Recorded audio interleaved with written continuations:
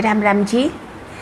Day 6 my pilgrimage to Ram Naam Dham by respected doctor Gautam Chatterjee sir. अभी तक हमने जो बात की माई पिलग्रिमेज टू राम नाम धाम में हम एक्चुअली क्या कर रहे हैं कि हमारे गुरुजनों ने जो बहुत कृपा की डॉक्टर गौतम चैटर्जी सर पे और उन्हें उनकी आध्यात्मिक यात्रा में जो अनुभूतियाँ हुई, जो उन्होंने एक पुस्तक के रूप में लिखा माई पिलग्रिमेज टू राम नाम धाम, हम उसे थोड़ा थोड़ा 2-2 पेज 3-3 पेज पढ़ के और हमने भी अपनी एक साधना यात्रा शुरू की है। तो हम अभी तक कहाँ पे थे? तो हमने ये देखा कि हाँ, सोनिक डायनेमिक्स ऑफ राम नाम, राम धुन, और हमने ये देखा कि नाद और अनहद क्या होता है और किस तरह से हम नाद से और अनहद के साथ जुड़ जाते हैं। तो उसी क्रम में आगे आज हम ले रहे हैं पेज नंबर 15 और 16। If we try to understand the sound in modern scientific parlance, we find modern physiologists proclaim that there is an integral relationship between sound and the hearing perception of human beings. तो हम ये कहते हैं कि अगर हम आधुनिक विज्ञान की भाषा में अगर हम समझें तो जो मॉडर्न फिजियोलॉजिस्ट है वो क्या कहते हैं कि हमारी जो सुनने की जो क्षमता है और जो ध्वनि है उसमें एक बहुत गहरा रिश्ता है। तो किस तरह से हमारे सुनने की क्षमता में और ध्वनि में किस तरह से गहरा रिश्ता है, आइए देखते हैं। They say the ear is the first organ which is formed in the womb of the mother, and within the womb the ear is most important organ to bring about consciousness within the child. The child thus perceives the sound of her mother's heartbeat first. This indicates that among the 5 senses, hearing remains the first concept of communication between the mother and the child. तो ऐसा कहा जाता है कि हमारे जो माँ के गर्भ में सबसे पहला जो ऑर्गन बनता है वो बनता है कान। तो सबसे पहले कान का निर्माण होता है। तो कान के निर्माण के साथ ही सुनने की जो क्षमता है सबसे पहले डेवलप होती है। तो एक छोटे से बच्चे का इन्फेक्ट भ्रूण हम जिसे कहते हैं, तो उसका जो पहला परिचय संसार से होता है वो क्या होता है कि वो अपने माँ के दिल की धड़कन सुनता है। तो सुनना कितना इम्पॉर्टेंट है। तो सुनना और ध्वनि दोनों के बीच में जो रिश्ता है वो साइंटिफिक भी है। और आप देखेंगे कि धीरे धीरे जो हमारे गुरुजनों ने जो हमें साधना सिखाई है वो कितनी साइंटिफिक है। तो मैं तो खुद ऐसे अवाक उसमें जा रही हूँ कि अरे वाह, मतलब ऐसी चीज़ें नई पता चल रही है कि जैसे इतना सुंदर महसूस हो रहा है। तो हम सभी की ये जर्नी है। तो देखिए आगे बढ़ते हैं क्या क्या हमें सीखने को मिलता है। तो एक बच्चा सबसे पहले जो आवाज़ जो ध्वनि सुनता है वो अपने माँ के दिल की धड़कन को सुनता है। तो इससे हमें पता चलता है कि पहला जो कम्युनिकेशन होता है, पहला जो एक वार्तालाप होता है माँ और बच्चे के बीच में, उसमें जो सुनना है वो कितना इम्पॉर्टेंट होता है। Before we proceed further, we must understand the concept of Panchabhuta or 5 elements which surround our life. These primal elements or bhuta are sky or ether, air, fire, water and earth. These elements are universal, variable, invariable and overlapping their formation. Professor B. Saraswati, a renowned anthropologist, elucidated the 5 elements in this manner. मैं पहले थोड़ा English पढ़ लेती हूँ, फिर हम हिंदी करेंगे तो ज़्यादा इजी होगा। देर आर 3 evolutionary states, भूता, महाभूता एंड दृश्य भूता. According to the Vaisheshika philosophy, भूता is the atomic state which is eternal. Okay, यहाँ तक करते हैं। तो हम और आगे बढ़े इसके पहले हमें पंच तत्वों को समझना बहुत ज़रूरी है। हमें ये पता है कि पंच तत्व जो है वो हमारी ज़िंदगी में चारों तरफ होते हैं, हमारे अंदर भी होते हैं, बाहर भी होते हैं, हम इनसे हमेशा घिरे हुए होते हैं। तो ये जो पंचभूत होते हैं ये कौन से होते हैं? आकाश, हवा, अग्नि, जल और पृथ्वी। तो ये कभी बदलते नहीं हैं और ये शाश्वत होते हैं, कभी मिटते नहीं हैं, हमें पता है। According to science also, these 5 elements, they are eternal. तो ये इनके बारे में प्रोफेसर बी सरस्वती, जो कि बहुत ही रिनॉन्ड एंथ्रोपोलॉजिस्ट है, उन्होंने इनके विकास की स्थिति बताई है कि ये जो पंचभूत है इनका विकास कैसे होता है। 5 elements of the universe. So bhuta, mahabhuta and drishya bhuta. According to the Vaisheshika philosophy, bhuta is the atomic state which is eternal.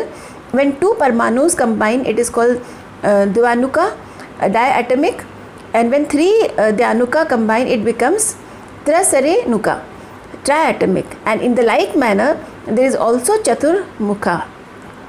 This is at this state that grossness appears, and as such it begins to be known as महाग्रॉस भूता। तो actually जैसे first क्या हो गया, भूत, भूत से atom हम जानते हैं, हम एटम ज़्यादा समझेंगे।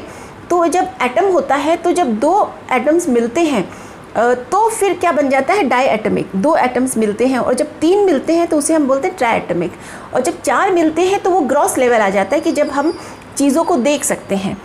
तो देखिए कितने सुंदर के तरीके से सर ने इसे समझाया है। त्रैसर्नुका of the sky element combined with that of air and gives rise to the air महाभूता। तो जैसे जब हवा, जो आकाश का जो तत्व होता है, जब वो आकाश का तत्व जब हवा से मिलता है तो एयर महाभूता बनता है।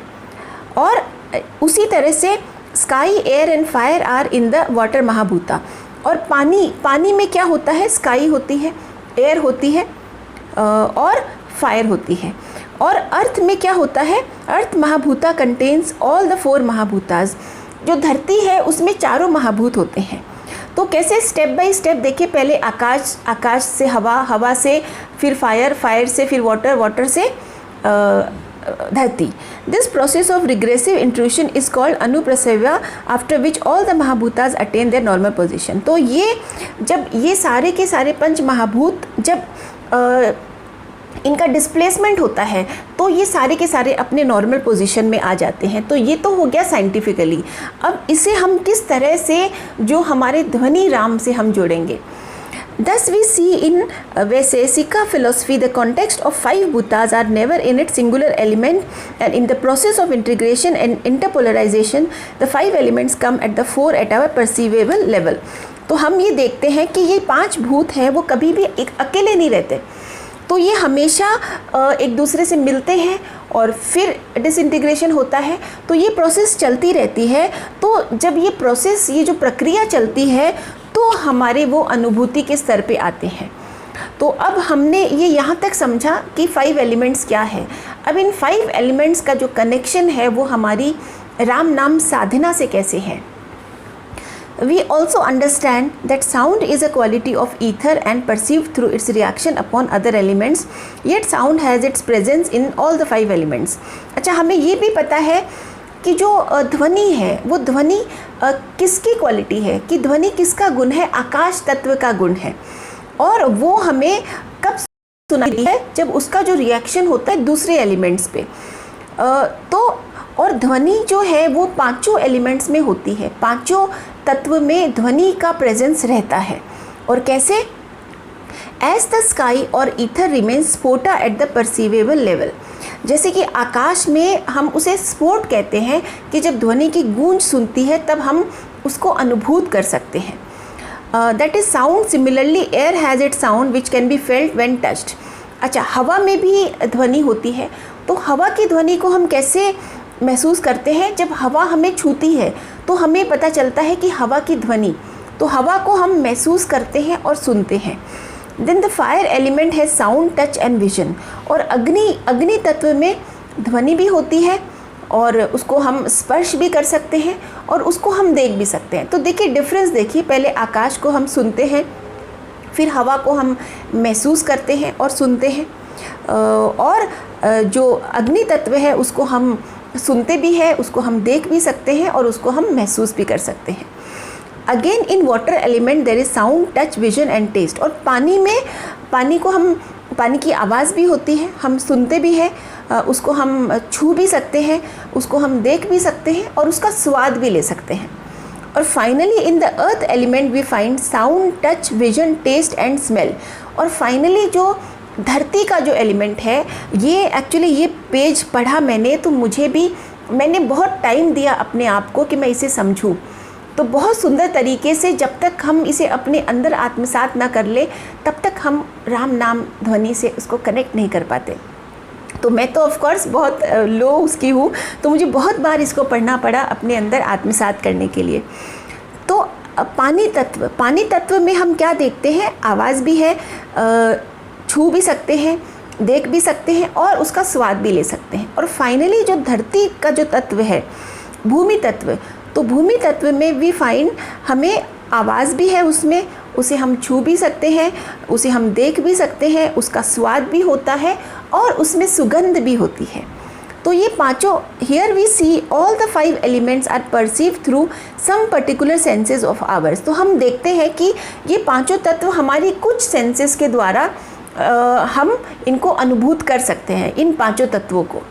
However, the concept of sound dwells in all। लेकिन ये जो ध्वनि है वो पांचों में रहती है। तो ध्वनि तत्व जो है वो सब जगह विद्यमान है। तो कुछ तो बात होगी ध्वनि तत्व में कि हाँ सब जगह विद्यमान है। तो उसके पीछे जो सीक्रेट है फिर क्या है? Thus the sound remains the primal element which causes all the creations, uncreations and recreations। तो ध्वनि से ही फिर ध्वनि जो है वो मूल तत्व है जिससे कि सारा निर्माण होता है, विध्वंस भी होता है और पुनर्निर्माण भी होता है। हम साइंस में भी पढ़ते हैं कि the universe was created by the big bang theory, हम फिज़िक्स में ये पढ़ते हैं। तो साइंटिफिकली मैं यही सोच रही थी कि हमारे स्वामी जी महाराज जी ने जो हमें साधना सिखाई कितनी साइंटिफिक है। मतलब इट्स सच अमेजिंग थिंग कि एक एक चीज़ के पीछे साइंस है। It is so easy to explain to others also कि कितने उन्होंने तथ्यों पे और उस पे बात की है। स्वामी सत्यानंद जी महाराज जी thus emphasize that Shri Ram is the formless sonic phenomena. तो स्वामी सत्यानंद जी महाराज जी ने इसलिए जोर दिया कि जो श्री राम है वो निराकार ध्वनि की घटना है। तो ध्वनि रूप में है श्री राम, निराकार ध्वनि रूप। While experimenting with sound we can fathom all creative phenomena surrounding us.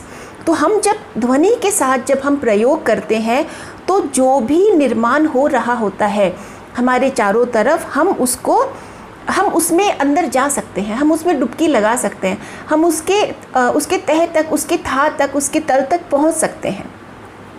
Here the celestial sound Ram Ram is referred in the perspective of sound and vision by Swami ji. तो यहाँ पे जो दिव्य ध्वनि है राम राम, उसको स्वामी जी महाराज जी ने ध्वनि और दृश्य दोनों ही तरह से उन्होंने रेफ़र किया है, कि उनकी तरफ इशारा किया है। Okay. In his spiritual experience, he heard the Akashvani celestial sound and saw the eternal light of enlightenment। तो स्वामी जी महाराज जी ने जो उनका जो आध्यात्मिक अनुभव था, तो उन्होंने आकाश में ध्वनि सुनी और उनको ज्योति स्वरूप राम दिखाई भी दिए। तो जो light, eternal light of enlightenment, जो शाश्वत ज्योति स्वरूप है, जो कि जागृत कर देती है स्पिरिचुअली, तो वो स्वामी जी महाराज जी ने अनुभव की और देखी। We have seen that fire can be touched, heard and seen. Now if we analyze the eternal light, we can visualize that in the Arupa Shri Ram, there is an element of eternal light which whispers through Akashvani and can be seen by the highly elevated souls। अभी तक हमने क्या देखा कि अग्नि को हम छू भी सकते हैं, सुन भी सकते हैं और देख भी सकते हैं। तो अगर हम ये देखें कि जो शाश्वत ज्योति है हम उसे देख सकते हैं, that in the Arupa Shri Ram, अच्छा, there is an eternal element of eternal light which whispers through Akashvani and can be seen by the highly elevated soul।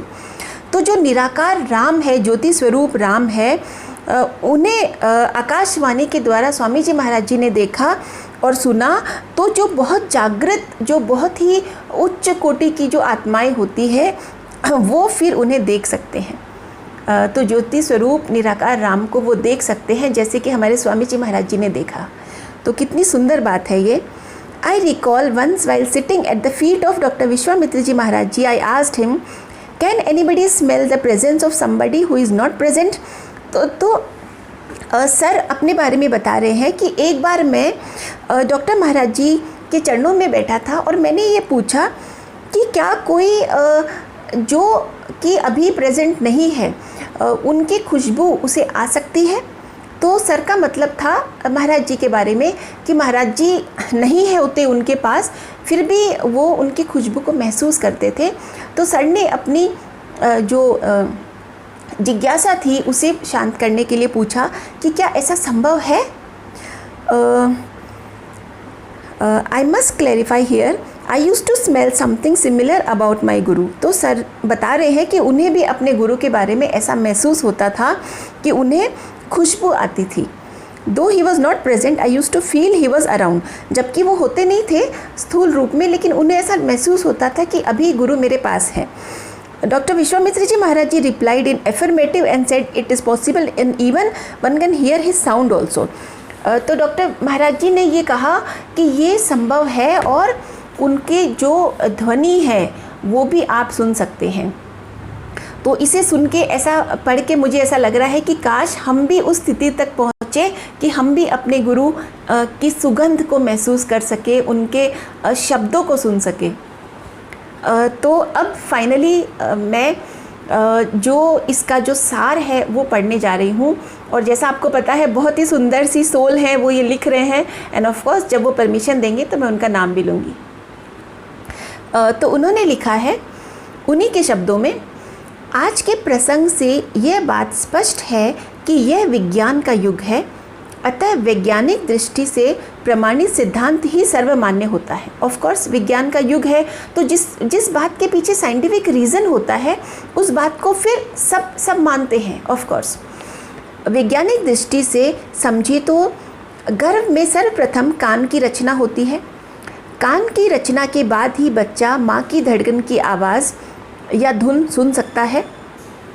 अर्थात सृष्टि में जन्म से पूर्व सर्वप्रथम माँ की धड़कन रूपी ध्वनि सुनाई पड़ती है और यह कान द्वारा सुनना ही संसार का प्रथम साधन है। तो ऑफ कोर्स जैसे कि कान ही सबसे पहले आते हैं और एज एन ऑर्गन कान सबसे पहले फॉर्म होते हैं, और बच्चे का जो पहला रिश्ता होता है माँ के साथ वो माँ के दिल की धड़कन सुनकर ध्वनि के रूप में होता है।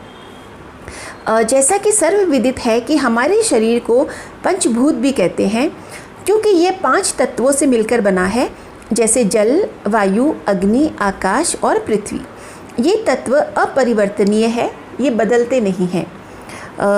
इन 5 तत्वों को परस्पर सामंजस्य व एकीकरण ही शरीर को स्थूल आकार प्रदान करता है।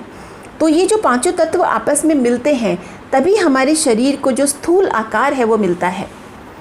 इन 5 तत्वों में ही ध्वनि का गुण विद्यमान है। 5 तत्वों में ध्वनि का गुण है। आकाश में ध्वनि बोधगम्य स्तर पर, वायु में ध्वनि को स्पर्श से महसूस किया जाता है, अग्नि तत्व की ध्वनि को स्पर्श व दृष्टि से, जल तत्व की ध्वनि को स्पर्श व स्वाद से, और पृथ्वी तत्व की ध्वनि को स्पर्श, दृष्टि, स्वाद एवं गंध द्वारा समझा जाता है। इन 5 तत्वों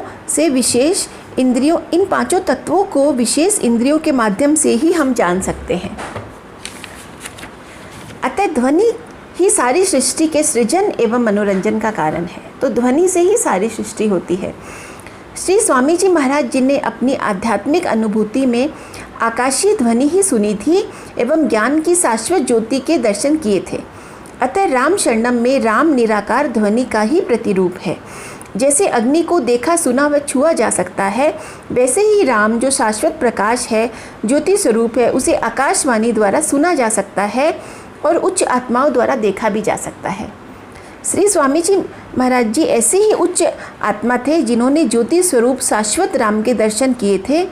गुरु चरणों में पूर्णतः समर्पित साधक ही गुरु की स्थूल अनुपस्थिति में भी उनकी सुगंध महसूस कर सकता है, वह उनकी वाणी को सुन सकता है। तो इट्स ब्यूटीफुल जर्नी। आपको कैसी लग रही है? ऑफ कोर्स मैं चाहूँगी कि आप भी कमेंट्स में ये ज़रूर लिखें कि ये आपके लिए जर्नी कैसी चल रही है, और हम साथ साथ चल रहे हैं, थोड़ा थोड़ा करके जा रहे हैं, क्योंकि ये जो कॉन्सेप्ट है ये इतना यूनिवर्स का जो नॉलेज है, तो वो मुझे लगता है कि थोड़ा करके लेंगे तो आत्मसात होगा, क्योंकि जब तक हम इसे इंटरनलाइज नहीं करेंगे तो फिर इसका कोई फ़ायदा नहीं। So what do you think? आप अपने कमेंट्स में ज़रूर लिखें कि आपको ये जो यात्रा है वो कैसी लग रही है, आप इससे रिलेट कर पा रहे हैं कि नहीं। तो I will wait for it. और चले हम कल फिर आऊँगी मैं, और पेज नंबर आज हमने लिया 15-16, कल हम 17-18 लेंगे। ओके, राम राम जी।